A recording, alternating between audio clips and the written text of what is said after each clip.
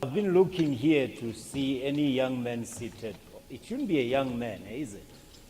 Seated next to a pretty lady. Because, when we use the technology, somebody confessed they love the lady next to me. Somebody says, I love the lady next to me, I'm afraid to tell her. When we said questions, we meant the ones we can help you with. We can't help you much with a lack of courage when it comes to ladies. How do I advise you to? No, my competence is very limited. I'm still struggling to just understand audit committee matters, so how can I multitask? We're going to move to the next session. The next session is about state-owned companies. They play a major role in the economy of South Africa. Therefore, if governance controls and effective controls are necessary in the private sector, they definitely are in the government sector, and they definitely are even more so in the state-owned companies, because our economy and the competitiveness of our country depend a lot on how effective the state-owned companies are.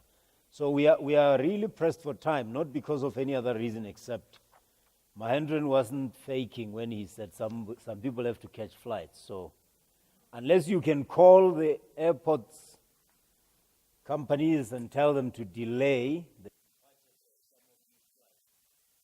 try and wrap up by 2 o'clock, please. Sati, are you ready with your Sati Gounden?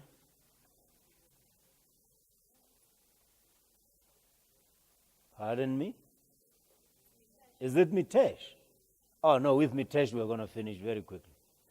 So Mitesh is going to be running the session on state-owned companies. And as he's filing in with his cast, starring Tuto Masasa, as I can see, as herself, and Mitesh Patel as himself, and a lot of other, Morne Duplessis as himself.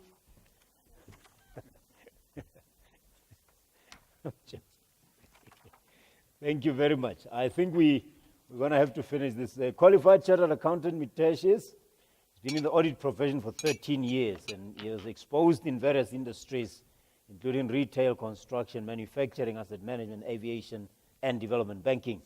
He's also the lead partner on large multi-billion rand companies, such as the South African Airways, the Development Bank of Southern Africa, and the Public Investment Corporation. A member and chairperson of a few audit committees of companies that are listed on the JSE. And through his exposure in the audit profession and involvement in audit committees, he has gained a vast amount of experience in the implementation and improving governance and overall workings of audit and board committees, both in the public sector and the JSE-listed company. As I said, his experience include among his clients the Gambling Board in Gauteng, the South African Airways, DVSA, Mining Qualifications Authority, PIC, Transnet, and SAICA. So Mitesh, we are counting on you to run an equally, if not more, exciting audit committee meeting and take us to the conclusion of the conference. Okay, thank you. Maybe just before we start the simulation, maybe if I can set the scene for you and introduce you to all the players around.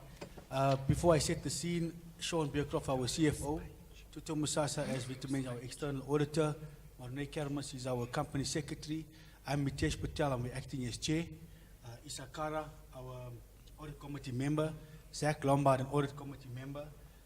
Brian Mangofa, our CAE, and we've got a member that's going to be joining us a bit later, CIO Lesego Masupi. Just to set the scene, like we said, we are a state-owned company. The audit committee that's been set for today is to focus mainly on the approval of the annual financial statements to meet the PFMA deadline of the 31st July 2000. It's passed, but meet the 31st July deadline. So if I can get straight into the agenda, then welcome everyone. Before I carry on with the agenda, is there any apologies that you'd like to tell the company secretary? Yes, Chair. The CEO, Mr. Maponyane, won't be with us today.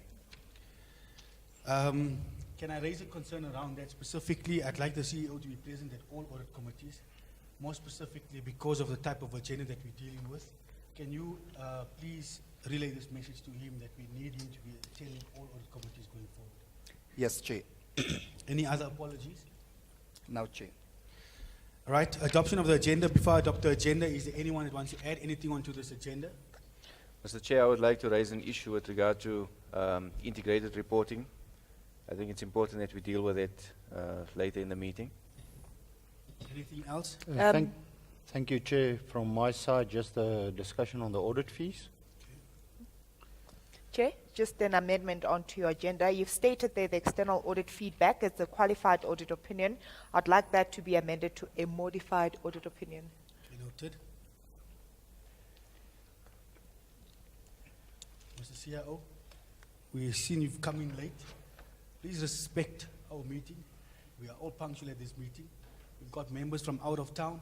We've got time limits, and I'm expecting everybody to be on time for our audit committee. Please don't let this happen in the future. Apologies, Chair. It won't happen again.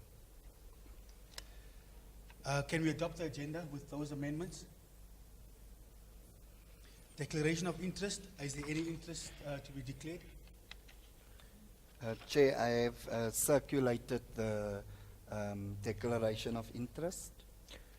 Mr. Chair, I would just like to note that my firm has been approached to act in an advisory capacity on the legal matter relating to the matters arising 5.1.3. Can we note that and we make sure that Mr. Carr is excused when we discuss that matter? Noted, Chair. Approval of the minutes. I'm going to take the minutes as read and go page by page. Can I have all the grammar errors please relate directly to the company secretary?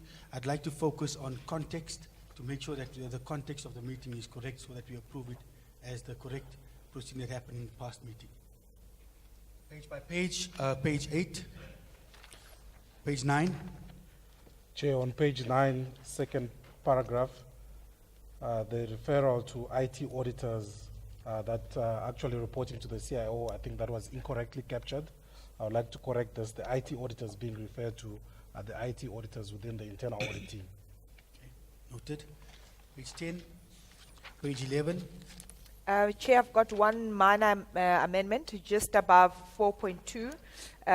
It should actually read that there are no errors below materiality Okay, in the noted. matter relating to external auditors. Page 12, page 13, and page 14. With those adjustments, can I get approval that this meeting was a fair reflection of what happened on the 25th of March? I second that, Chair. Thank you. Can we move on to matters arising?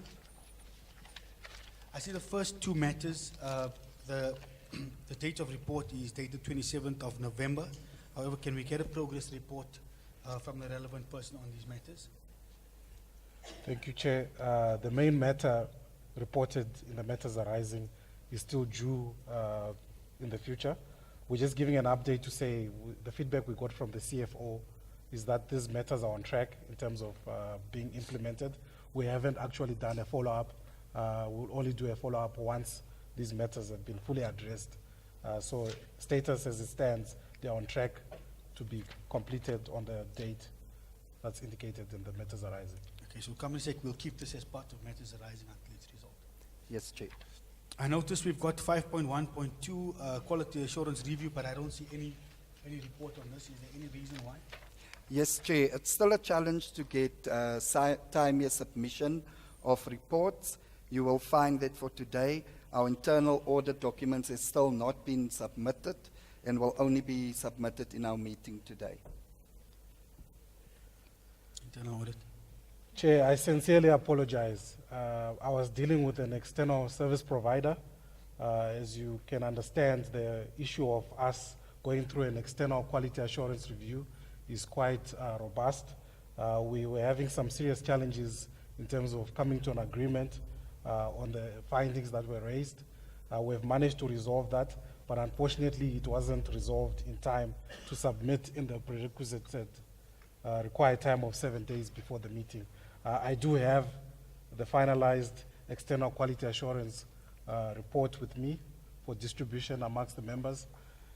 And as you'll see from that report, the delay has actually, we did a lot of work, and the delay has resulted in us getting a good report in terms of us generally conforming to internal audit standards.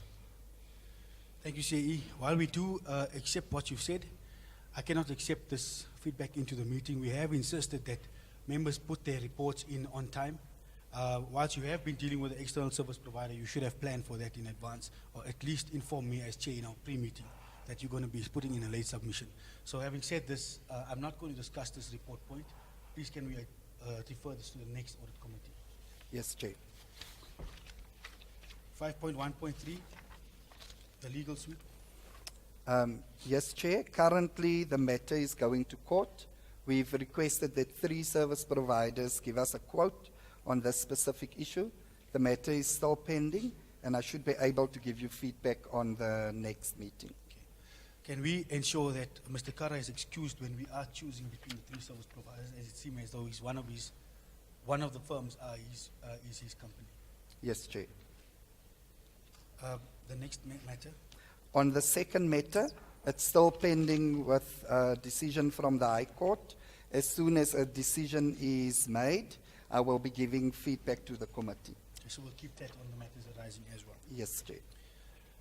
The next matters arising is from the Social Ethics Committee. I'm assuming that's for noting, so we won't discuss that going forward. Yes, it's only for noting, Chair. The next agenda point is from the CFO submission. I'm going to, just to inform the audit committee members, I've had a pre-meeting with the CFO. A lot of issues were discussed. I've raised a lot of concern around the submission, but I am going to allow the audit committee members to please raise their concerns should they have any after the CFO has given his comments. CFO, I'm going to hand over to you. Great. Thank you, Chair. I'd just like to, first of all, to understand that we've taken this as prior read, and therefore just take you through some summary points.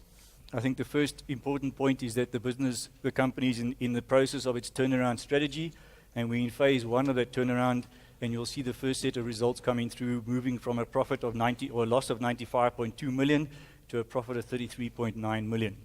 This has been mainly as a result of specific revenue achieved on a major contract of about 56 million rand, and reductions in our cost of sales and operating efficiencies, mainly due to the fact that we insourced the maintenance of our infrastructure and our operational systems.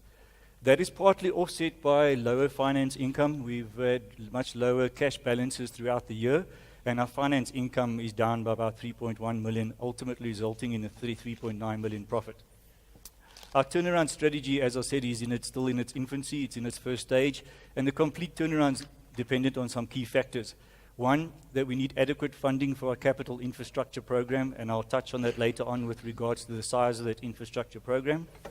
2, we need to increase our existing customer base, either through increase into Africa and ensuring that government that is our anchor customer remains an anchor customer. And the third point is on the process where we've mentioned the operational excellence, where we've insourced our maintenance to continue in that process and consistently achieving the operational excellence and efficiencies that add to the bottom line. On the second point, which I mentioned earlier, is that managing cash flow in this turnaround strategy is one of the most important things we have to manage where we are at the moment. We need to ensure we have sufficient cash resources so we can pay our debts and the operation and to support the operation going forward. And we just like to highlight at this stage that the infrastructure is aging, the infrastructure is old, and to ensure that we recapitalize and ensure that we have sufficient funding, we may need to rely on additional shareholder funding in the future to fund that. Just to touch on the solvency and concern, a going concern, you would have noted in the financials that the company does have an accumulated loss of 271 million. We have gone through the going concern assessment, and in particular, we've looked at the company, that the company is solvent with the support of the shareholders and the shareholders' loans. We do have sufficient cash and cash equivalent on our balance sheet of 555 million, and if you take into account our business plans, the projections, our budgets, and our cash flows with regards to the turnaround program, we do believe that going forward, the company should remain a going concern. We want to highlight just two issues that need to be careful of, and as I mentioned early on, if we do not achieve those interventions that we mentioned earlier around growing the customer base, improving the efficiencies, we might not be able to realize our assets or discharge the liabilities going into the future. And secondly, it's important that that capital expansion program could be too demanding on our cash flow going forward into the new years. Just to touch on irregular, fruitless and wasteful expenditure, if you note on page 78, note number 29, we incurred 28.3 million rand of irregular expenditure during the year, and 17.8 million rand of fruitless and wasteful expenditure during the year. The total fruitless and wasted and irregular expenditure as at the end of the year amounts to 130.7 million, and that has not yet been condoned, ratified, or written off. We'll continue our efforts to try and improve minimizing the expenditure incurred inappropriately or wasteful. Just to touch on two more issues. One, Mr. legal Chair. compliance. Mr. Chair, sorry. I would just like to raise an issue. We do not have the detail of the irregular expenditure, and I know that we've got contracts that we haven't signed for. So I would just like to know, are those contracts included in the 28.3 million in terms of the irregular expenditure for this year? Just to reply to that, Mr. Chair, the contracts have been included in the irregular expenditure, and we will, however, submit a more detailed list of all the irregular expenditure incurred during the year to the committee for future reference. Just to touch on legal compliance, the organization has during the year implemented compliance processes, and the board is satisfied that in all material respects we've addressed the PFMA, the Companies Act, and all applicable legislation. And then finally, on performance objectives, we were set 25 objectives during the year, of which 16 have been achieved. It's only 64%, and the majority of the reasons why those objectives weren't achieved is the delay in the realizing the results of the capital expenditure program. The board has, however, committed that in a new year we'll aim to achieve 75% of the objectives set. That's just the initial highlights. Let's move on to the balance sheet. If we can take the balance sheet and income statement financials as read at this point, are there any questions on the detail? Chair, yes, thank you. From my side, I just want to, if I can refer to page 31, the statement of financial position. First of all, there's quite a few issues there. The first one is the balance sheet, as we call it, is not balancing at all. It's a major issue. Then the CFO mentioned about the cash and cash equivalents of 555 million. But if you refer to note 7 on page 54 of the annual financial statements, the note is totaling 343 million. I would just love to hear the explanation from that from the CFO. Mr. Chair, in addition to that, I would like to raise an issue under the statement of comprehensive income. The revenue of 450 million do not agree with a note in the financial statements. And then we've got a very silly calculation error in gross profit. And I think it's unacceptable that at this level that we receive financial statements of this quality, Mr. Chair. So I would like to really know from the CFO, what's the reason for this? Mr. Chair, just to reply to those two queries, first of all, we apologize for the errors that are in the pack. We did have two specific issues that impacted our results process. One, our finance manager, the position is vacant and has been vacant for 3 months, and as a result of that, it's put additional pressure on the team to try and achieve getting these financial statements out on time. They were issued late to both the audit team and to myself. And the second point is that the majority of these financial statements have been automated using an IT ERP system, and the system, we've had lots of issues with it. It appears to be inconsistent in terms of the data that it produces. And together with those two factors, the time pressure that it put us under, it appears that some errors in these reports, or formula errors, because we had to present these reports through Excel, appear to have come through. But I do apologize for that. Maybe can we get an answer from the CIO to understand whether this is, why there are errors and why is the IT system not being resolved? Thanks, Chair. The CFO did raise the issues with us. We tested the IT controls on the finance module. We also commissioned a further investigation on the application controls. but we were not able to pick up where the errors were coming from. And so our thoughts, Chair, is that perhaps there are some general controls that are weak in the finance employees in the finance function.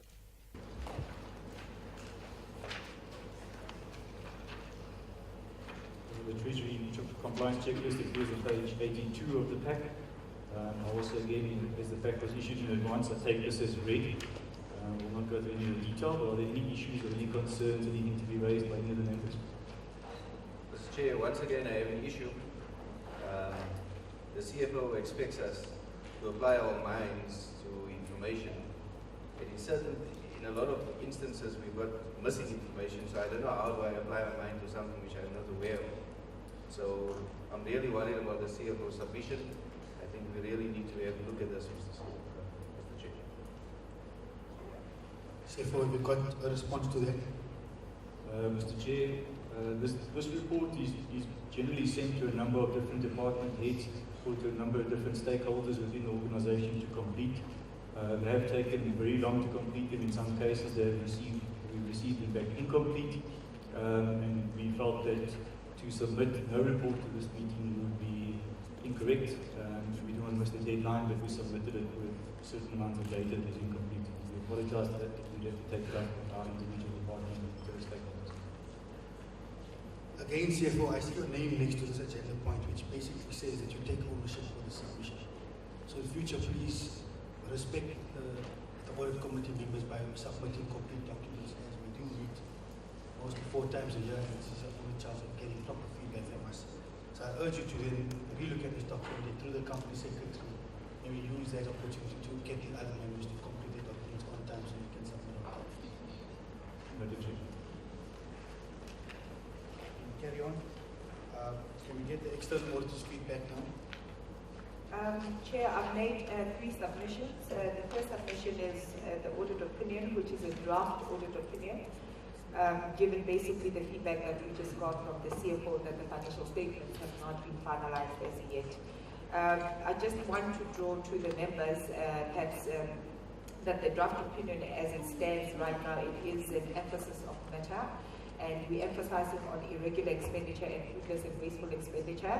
As the CFO has indicated, in the director's report, there will be 28.3 million that's been reported with regards to irregular expenditure and 17.8 million in relation to fruitless and wasteful expenditure.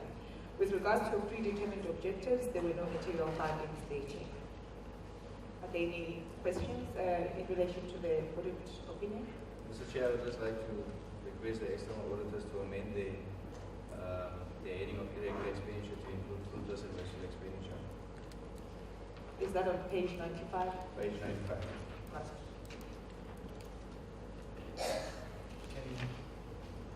Thank you, Chair. Then on page 98 all the way to page 101, we talk about basically the internal controls dashboard.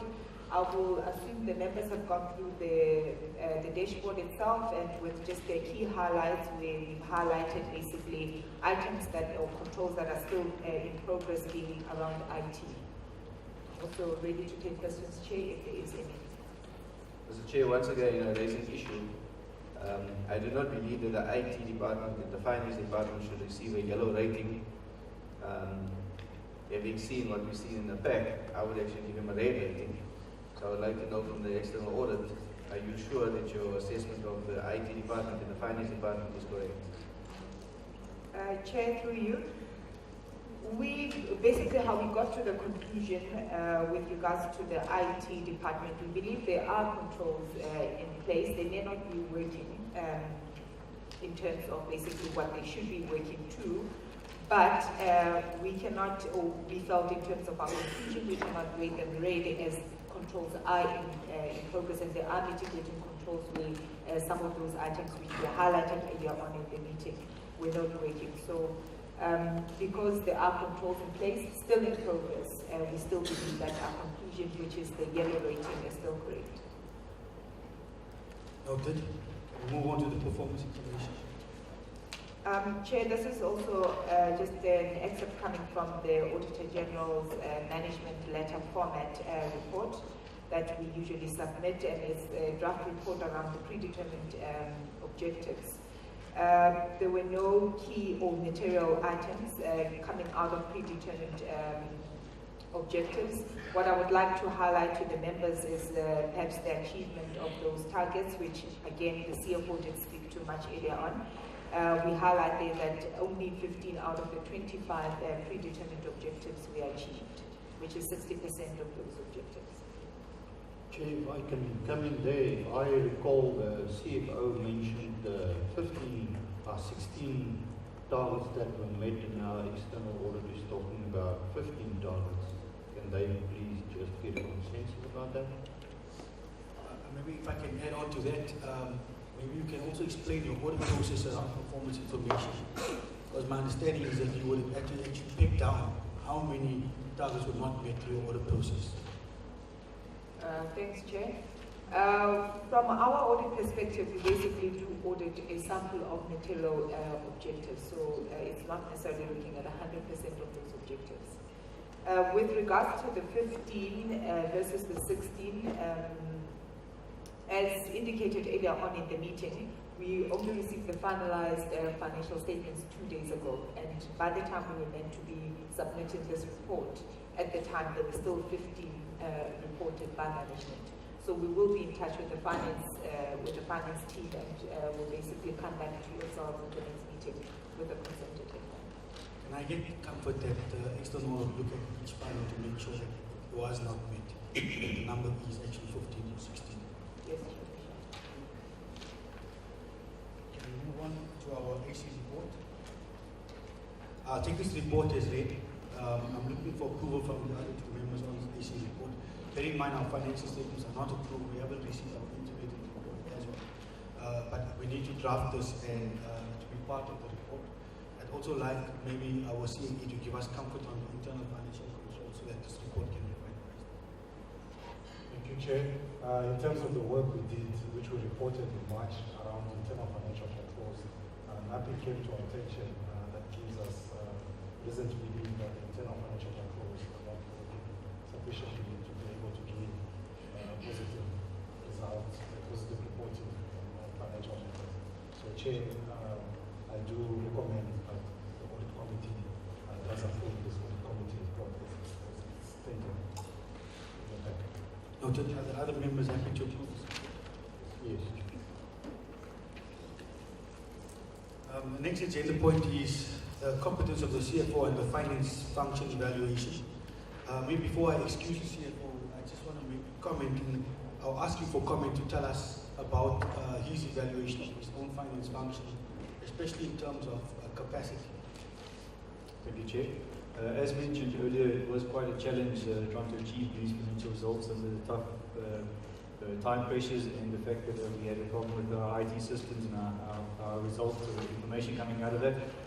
I think our biggest challenge was that our finance manager resigned 3 months prior to the financial statements, and that put quite a bit of pressure in essentially my 2IC and holding a lot of this information. I think that was one of the biggest challenges that we faced going into these results. Can we excuse the CFO just to discuss the rest of the document? He's not going to move off the table just for maybe from our perspective, we've raised a serious concern around the capacity that's around the CFO's office, more so in terms of documents that have been coming to the audit committee and around this evaluation is that documents are not complete, they're not accurate. We don't seem to be getting information on time. So I will take it upon myself as the chair to address this directly and understand what type of actions we can take to make sure that the CFO starts performing. If not, we have to then decide on the way forward with the CFO.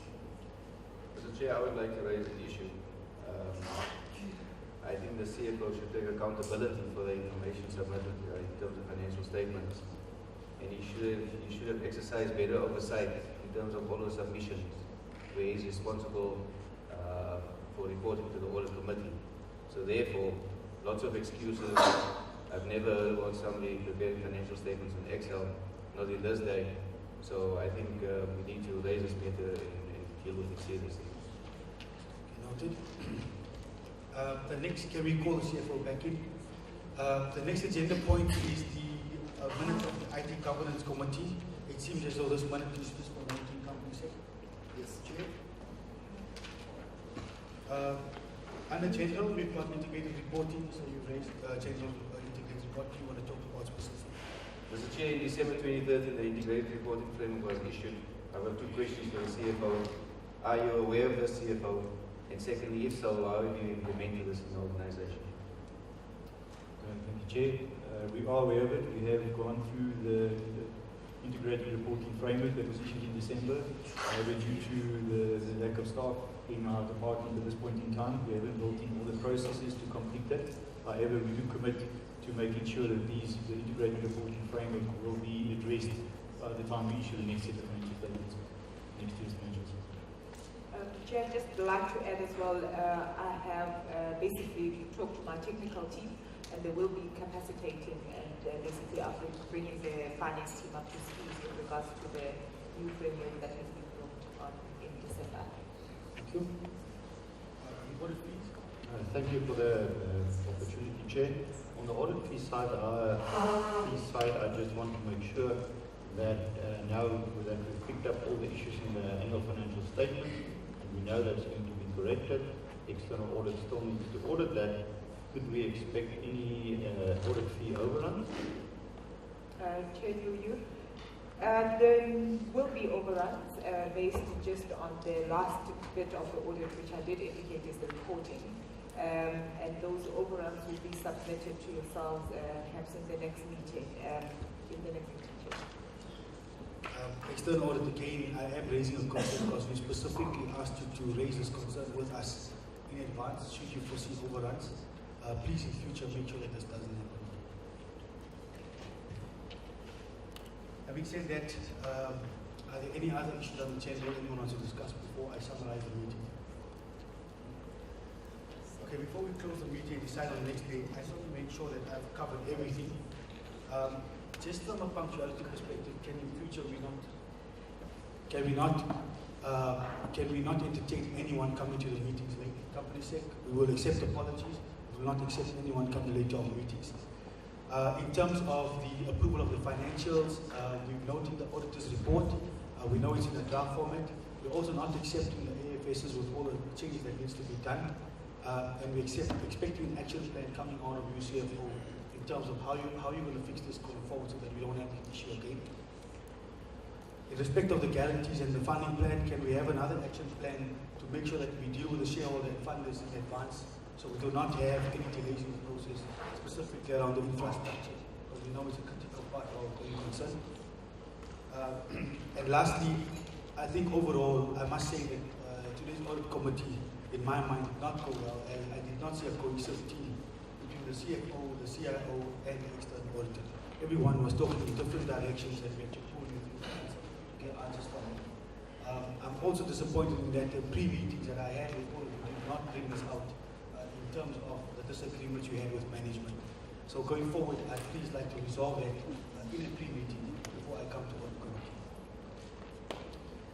In terms of in-committees, before I close the meeting, I don't think we need an in-committee because we've mentioned most of the issues we want to raise with the CFO and with external audit. And with that, I'd like to propose to the company secretary that we set another date just before the middle of July so that we can improve these financials. So as we meet on the 31st July, a year in. With that, we close the meeting. Thank you. Thank you.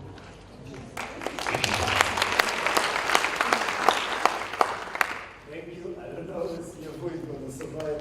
I just want to know, can I take an ice bucket challenge because I need money? Okay, shall we ask Emma please to come and just facilitate the questions? This is, I don't know. I started thinking I was in the meeting. Emma is going to take us through the questions and I think we are well ahead of that. Thank you, Tesh, for facilitating it. Maybe thanks to your incompetent CFO.